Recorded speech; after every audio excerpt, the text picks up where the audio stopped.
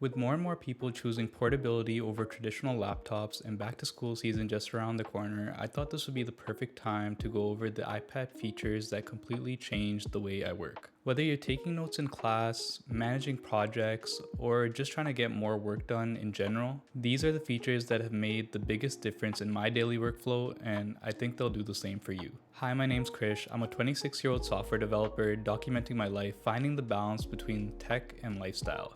If any of that resonates with you, please be sure to drop a sub because it really helps the channel grow. So let's get right into the video.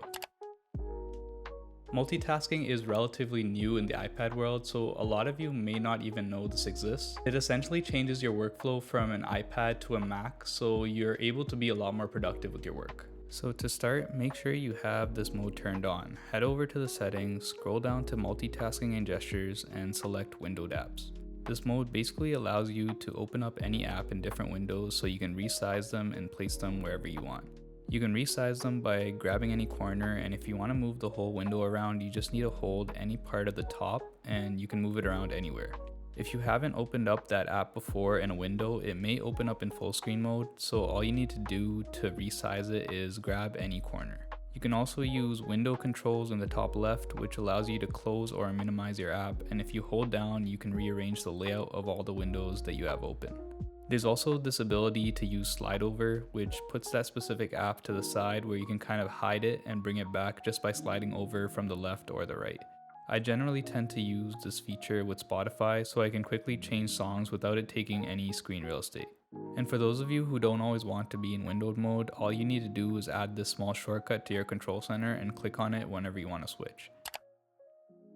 So I talked a little bit about this in my last iPad video, but basically if you're not using focus modes, you might have a much more cluttered workspace than you think. I have this set up so I have two main focus modes, and that is streaming and productivity modes, and then I have my home page as well. To set this up, head over to the Shortcuts app, add a new shortcut, and use the set focus action to turn on whatever focus you like. You can also rename and choose an icon for that shortcut in this menu as well.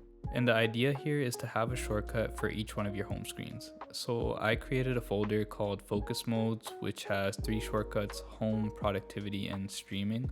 And each of these shortcuts basically has 2 actions, which is to set a focus mode and set a multitasking mode, like I said earlier. The next thing you want to do is go to Focus in Settings and customize your lock screen or home screen based on the current focus.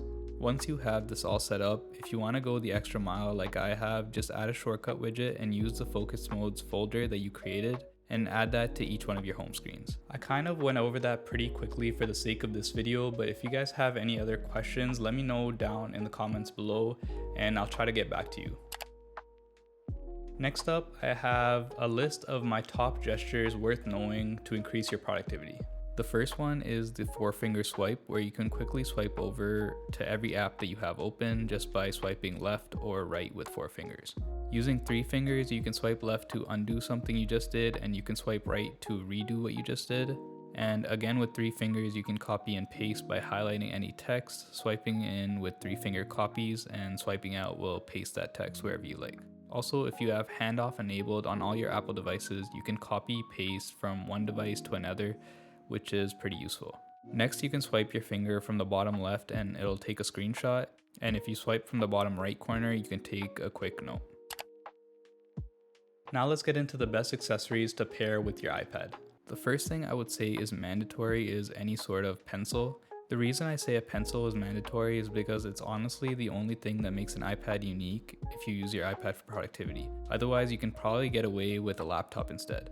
A pencil lets you jot down any quick notes and gives you that feeling of a notepad with the ability to do so much more. And you don't have to break the bank for this. I actually have an off-brand Apple pencil that works completely fine for me, and I get a majority of the benefits that comes with the actual Apple pencil.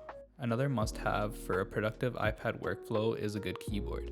This is the ESR Rebound magnetic keyboard case, and it basically transforms your iPad into a MacBook-like setup for less than half the price of Apple's Magic Keyboard. What I love about this case is its slim design and versatility, and the detachable magnet back lets you easily switch from a productivity mode to something more relaxed, so I can get work done anywhere, whether I'm at my desk or on the go. If you're interested in picking one up, check out the link in the description and use code KRISH25ANNIE for 25% off your purchase.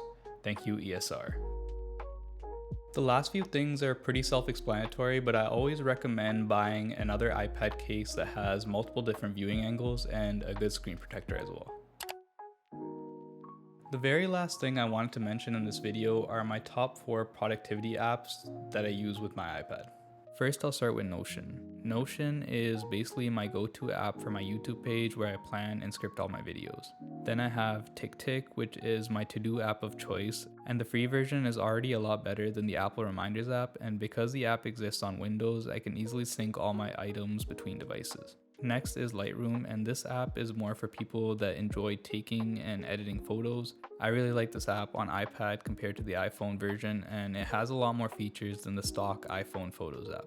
Last is Apple Calendar, and this is still by far my favorite calendar app. It has everything you need and it's already right there on your iPad. All you have to do is set it up. So that's all for me. Those are the features that help me improve my iPad workflow. And if you guys have any tips that I might have missed and might be beneficial to others, make sure to leave them in the comments below so we can all help each other out. That's all I got. I'll see you guys in the next video. Peace.